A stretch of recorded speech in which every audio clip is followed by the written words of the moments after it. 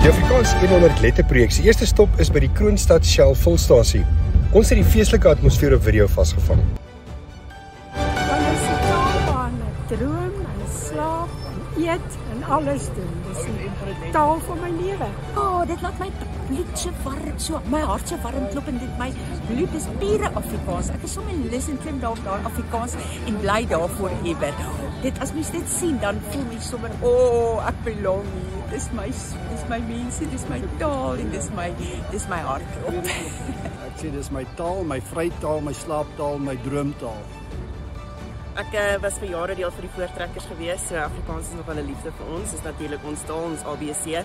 En ja, dis ons taal waar ons onsself kan uitspreek en dit is die taal waar ons kan onderrig ontvang en hoe beter is moedertaal onderrig. So dis net wonderlik vir ons om te kan lekker praat en sing en dans en alles in ons taal. Mal oor Afrikaans is my moedertaal. Die taal wat ek ook vir my kleinkind leer.